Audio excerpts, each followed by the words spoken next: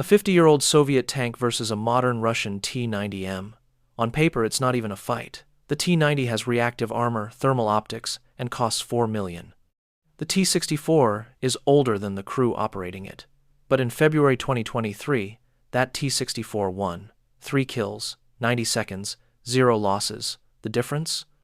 A $600 Starlink terminal and one Ukrainian mechanic who realized that in modern warfare, the tank that sees first wins. February 14, 2023.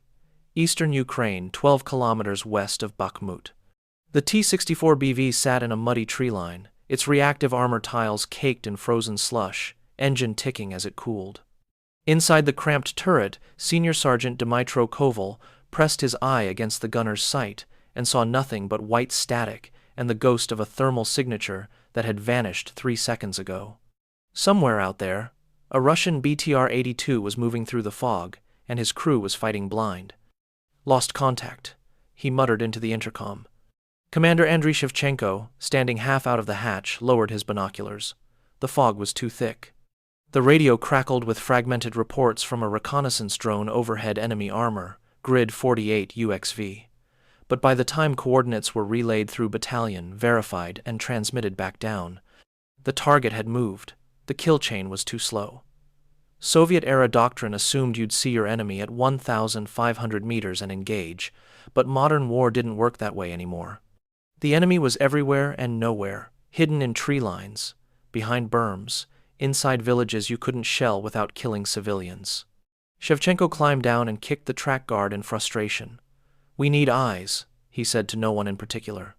30 meters away, sitting on an overturned ammunition crate and welding a bracket onto a salvaged BMP hull plate, was Corporal Maxim Hrytsenko. He was 34 years old, a civilian mechanic from Dnipro who'd fixed tractors and grain harvesters before the invasion. Now he fixed tanks. He looked up, pushed his welding mask onto his forehead, and squinted at the T-64. "You need more than eyes," Maxim said. "You need a brain." Shevchenko turned. "What?" Maxim stood, wiping his hands on his coveralls. He walked over to the tank and tapped the turret roof with a wrench. "This thing is deaf and dumb. You get coordinates from a drone, but by the time you hear them, the target's gone. You need real-time data. You need internet." Shevchenko stared at him. "Internet? On a tank?" "Why not?" Maxim shrugged. He pulled a battered smartphone from his pocket-cracked screen, held together with electrical tape, and opened a mapping app. A blue dot pulsed on the screen, showing their exact position. Starlink works everywhere now. Artillery guys use it. Drone operators use it. Why not tankers? It was insane. It was also obvious. That night, Maxim sat in the maintenance tent with a Starlink terminal he'd requisitioned from a signals unit, borrowed, he called it, and a pile of scrap metal. The terminal was a flat white dish, about the size of a pizza box, designed to sit on a rooftop and connect to Elon Musk's satellite constellation. It was never meant to survive the shock of a 125mm cannon firing, or the vibration of a 700-horsepower diesel engine, or the electromagnetic interference of a tank's radio systems. Maxim didn't care. He welded a steel frame from angle iron, reinforced it with rubber dampeners scavenged from a destroyed BTR, and bolted the dish to the turret roof just behind the commander's hatch. He ran the power cable through the turret ring, spliced it into the tank's electrical system, and mounted a ruggedized tablet inside the turret using Velcro and zip ties. It took him 4 hours. At 0300, he powered it on. The dish whirred, tilted, and locked onto a satellite 550 kilometers above the Earth. The tablet screen glowed. A map appeared high resolution, real-time, overlaid with blue friendly icons and red enemy contacts, fed directly from drone operators and forward observers. Shevchenko, standing in the turret, stared at the screen. He could see his own tank. He could see the infantry positions 200 meters to his left. He could see Jesus Christ. He could see a Russian tank platoon moving through a village 4 kilometers east, marked by a drone operator in real time. "Does it work while we're moving?" Shevchenko asked. Maxim grinned. "Only one way to find out." February 15, 2023, dawn, approach to Chasiv Yar. The T-64 rolled forward at 30 kilometers per hour, tracks chewing through frozen mud, and the Starlink dish stayed locked. Inside the turret, Koval watched the tablet mounted beside his gunner's sight. The map updated every 2 seconds. Blue icons, friendly forces. Red icons, enemy contacts, uploaded by a Leleka 100 reconnaissance drone, circling 3,000 meters overhead. The drone operator, callsign Berkut, was typing directly into the shared network. Berkut, 3XT72B3, moving west on Route 0513, grid 48 UXV8472, speed 20 kph, no infantry support. Koval didn't need to wait for radio confirmation. He didn't need a forward observer to relay coordinates through battalion. The information appeared on his screen instantly with a precision that made his hands shake. He tapped the red icon. The tablet displayed range, bearing, and a satellite image of the road. "Commander, I have targets," Koval said. 3 tanks 3,200 meters bearing 087. Shevchenko, standing in the hatch with the wind biting his face, glanced down at his own handheld tablet. Maxim had rigged a second one for him. He saw the same picture Koval did. He saw the road. He saw the tree line they could use for cover. He saw a perfect firing position 800 meters ahead, a low hill that would give them hull-down defilade. "Driver, advance to grid 8,468, Shevchenko ordered. "Gunner, prepare APFSDS." The T-64 surged forward.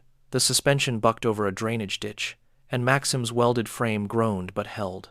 The Starlink dish tilted, corrected, and maintained connection. Koval loaded a 125mm armor-piercing fin-stabilized discarding sabot round a tungsten dart capable of punching through 500mm of steel at 2 kilometers. They crested the hill. Shevchenko dropped into the turret and slammed the hatch. Range? Koval's laser rangefinder painted the lead T-72, 2,840 meters. On the tablet, Berkut updated the enemy position again. The Russian tanks had stopped. They were scanning, searching, but they didn't know the T-64 was there. They were operating the old way: visual contact, radio reports, paper maps. They were blind. "Fire when ready," Shevchenko said. Koval centered the reticle on the lead tank's turret. He exhaled. He squeezed the trigger. The cannon roared. The turret rocked back on its hydraulics. The sabot round crossed 2.8 kilometers in 4 seconds, a hypersonic streak invisible to the naked eye.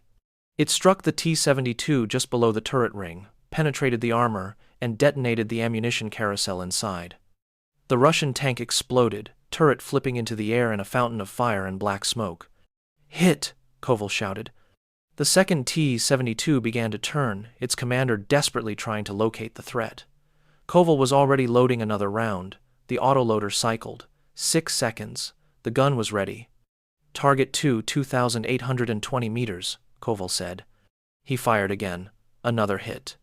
The second T-72 shuddered, smoke pouring from its engine deck, and ground to a halt. The crew bailed out, running for the tree line. The third T-72 reversed wildly, tracks spinning, trying to escape. On the tablet, Berkut's drone tracked it in real time, the red icon moving south.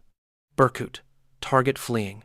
Grid 48 UXV8501, range 3,100 meters. Shevchenko didn't hesitate.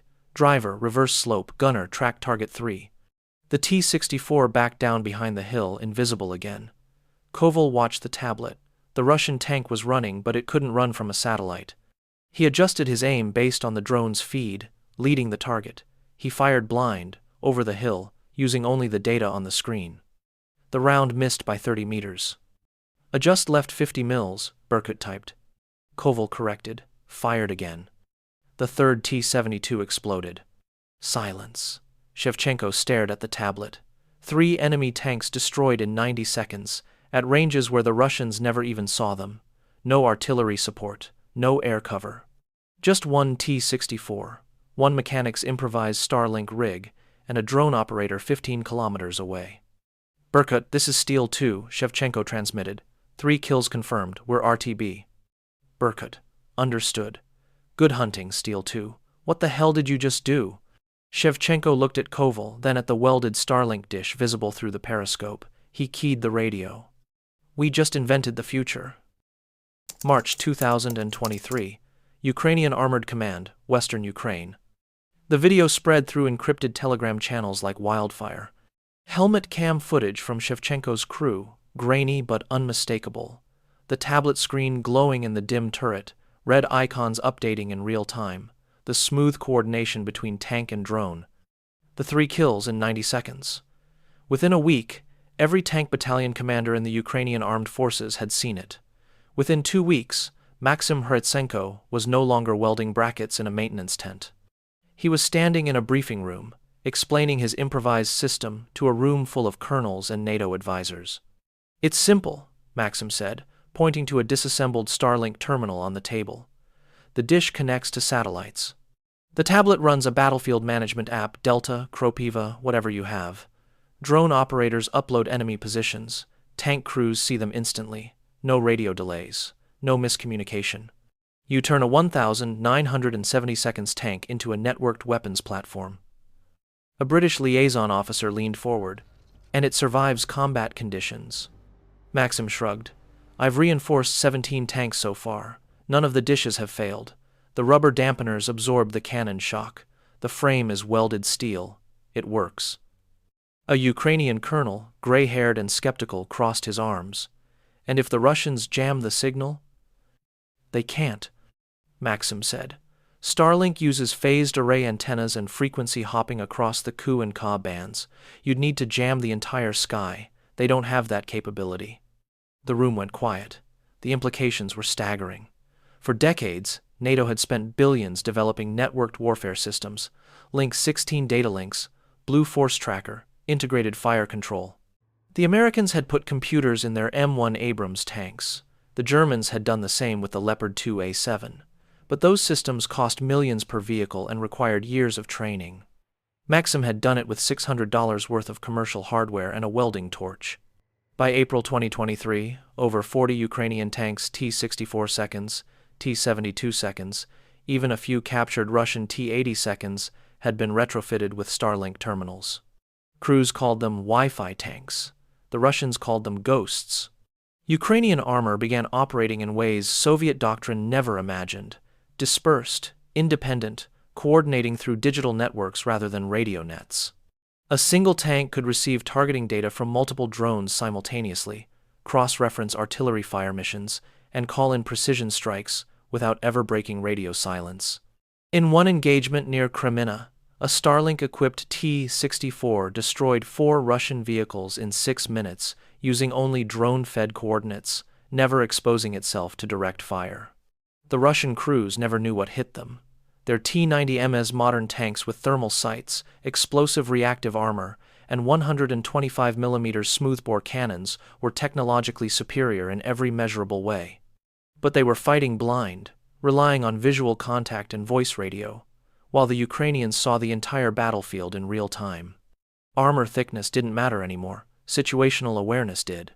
NATO analysts studying the engagements coined a new term: transparent battlefield. The side with better information won, regardless of hardware. A 50-year-old T-64 with a Starlink dish could outfight a brand new T-90 because it knew where the enemy was before the enemy knew it existed. The kill chain detect, identify, engage had collapsed from minutes to seconds. Maxim never sought recognition. He returned to his maintenance unit, training other mechanics to install the systems, refining the mounting brackets, experimenting with better cable routing. But his invention had changed the war. By late 2023, the concept had spread beyond tanks. Infantry fighting vehicles, self-propelled artillery, even logistics trucks were being fitted with Starlink terminals, creating a fully networked force that could coordinate in ways the Russian military, still reliant on centralized command and analog communications, could not counter. In December 2023, a Russian T-90M was captured intact near Avdiivka. Ukrainian engineers examined it thoroughly. The tank had cutting-edge armor, a modern fire control system, and a powerful engine, but it had no data link, no network connection, no way to receive real-time intelligence. It was a blind predator in a world where prey could see everything. Shevchenko's crew, still operating the original Wi-Fi tank, had tallied 14 confirmed kills by year's end. The T-64 battered, patched, its Starlink dish now painted in camouflage netting had become a legend. Journalists asked to interview the crew. Shevchenko always deflected. "Talk to Maxim," he said. He's the one who saw what we needed before we did. But Maxim was already gone, back to the front, welding another dish onto another tank, proving that in modern warfare, the most dangerous weapon wasn't the biggest gun or the thickest armor. It was the ability to see.